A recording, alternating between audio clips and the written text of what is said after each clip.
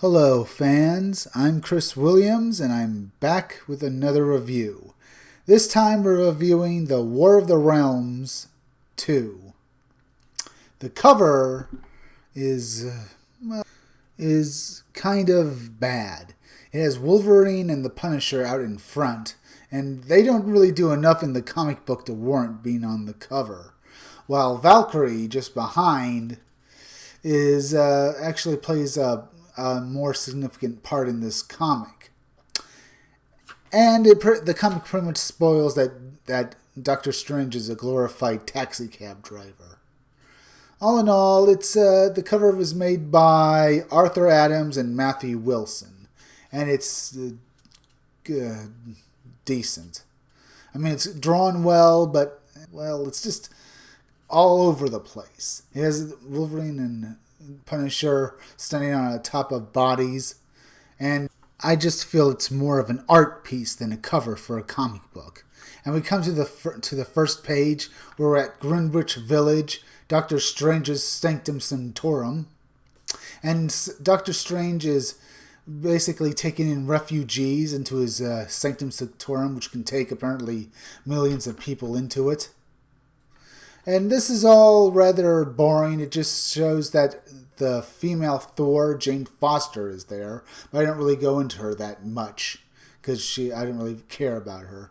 Here we have Punisher threatening and killing a bunch of dark elves.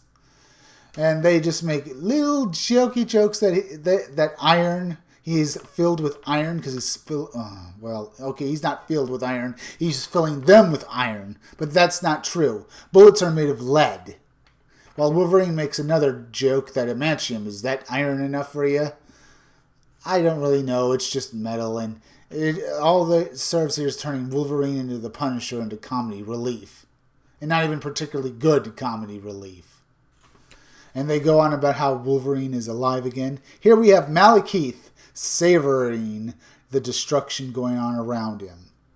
He's gloating and he thinks his victory is assured, because he doesn't think any of the mortals, any of the humans will be able to stop him.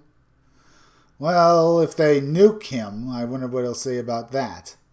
Here we see Malekith's war witches, and they are a bunch of 3 old crones with eyeballs coming out of their hair, who are casting a spell to keep anyone from teleporting. Well, they're messing with Doctor Strange's mystical powers. Here we see Urlach, Yulk, King of the Trolls, fighting She-Hulk. And she says, "More punching, Hulk agrees." Oh, what they did to She-Hulk. While the Enchantress is fighting the new Ghost Rider, who insists on making dumb jokes about his car being mean and vicious.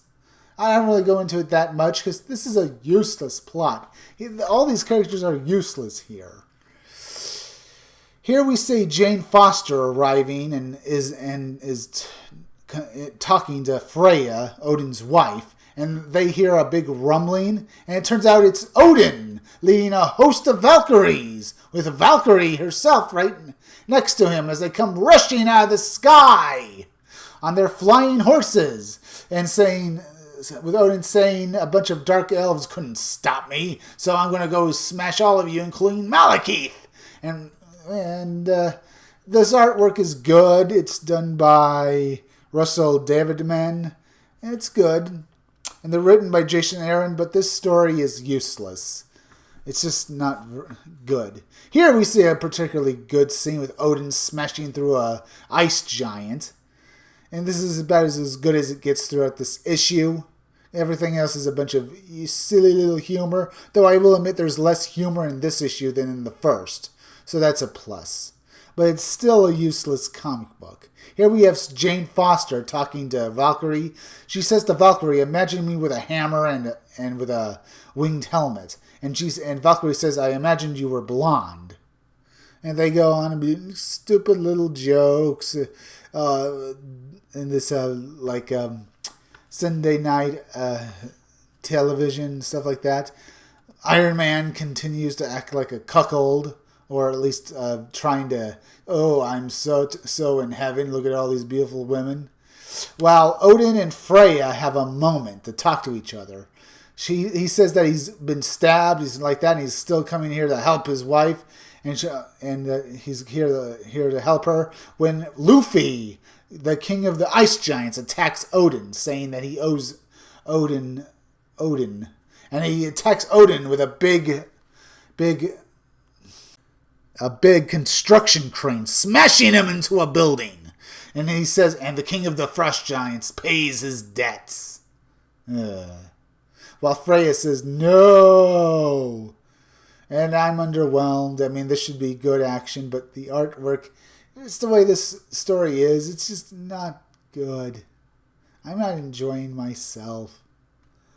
And we see Valkyrie and Jane Foster rushing through the air looking for Malekith. They, as they're flying, they smash Angels of the War Host. And despite their talking, and there's too many words in this thing. Now we see Blade, the vampire hunter fighting the 3 war witches while Jane Foster sneaks up behind them. She had been led off on a building by Valkyrie, saying that she was going to go after Malekith by herself, and she kills the war witches, thus allowing Doctor Strange to teleport every refugee away from the battle. And he teleports both them and the heroes away to the Antarctic Avengers base. Here we see the Antarctic Avengers base, apparently the body of a Celestial who is, I don't know, frozen solid. You know, I thought the artwork here was good at first, but the more I look at it, the more I feel underwhelmed. Avengers Mountain, exactly. The North Pole. That's what they're calling it. Alright? Here we see them inside the Celestial's head at their war council. We have Odin and Freya, his wife, while Wolverine and the Punisher are off to the sides. Let's see. Iron Fist comments on Wolverine being back from the dead. Freya is propping up her husband, Odin, who is still suffering from the stab wounds he got from those dark elves, as well as the battle with Luffy. And I'm still bored. I mean, she's looking mean and stuff like that. She reminds me more of Captain Marvel. While Odin, mumbling in pain, says, have to take out his Bifrost in Selkheim, land of the Dark Elves. Basically, their teleportation power. If they take out their Bifrost, the thing that allows them to teleport around, and it's located in the land of the Dark Elves, they'll be able to win this battle much easier. Here, as I said Iron Fist comments on Wolverine being alive again. And he says, Wolverine comments on saying, I'm not going to tell you, not without beer we ain't, bub. Here we have Freya saying that Odin needs to go into the Odin sleep, while Ghost Rider says he could go for a nap himself. Oh, come on. I hate this. I hate these characters. This isn't Marvel Comics. This is Disney Marvel. This is bad. And here we come to the final part. Valkyrie, who stayed behind to come and fight Malekith, who's been stabbed several times all over. She continues to fight the Dark Elves. And this is pretty much the final word on her, because in a few moments we see as she's fighting for her life, fighting the Dark Elves left and right.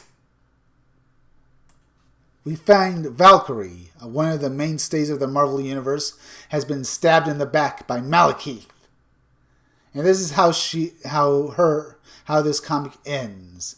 Well, we see Valkyrie stabbed several times in ridiculous ways, fighting out and about to be killed by Malekith. She's still alive with that blade through her. I won't give away the final part of it, but all in all, this comic has been useless. They could have fit all of this in the first issue, I think, because all it has is showing a bunch of refugees being saved by the Avengers, and this feels like this was a useless issue. All in all, I'm still not liking War of the Realms. Others may be enjoying it, but I'm not. If you like this review, leave a like, subscribe, make sure you're still subscribed, and leave some comments down below. I'll be back again tomorrow with another review.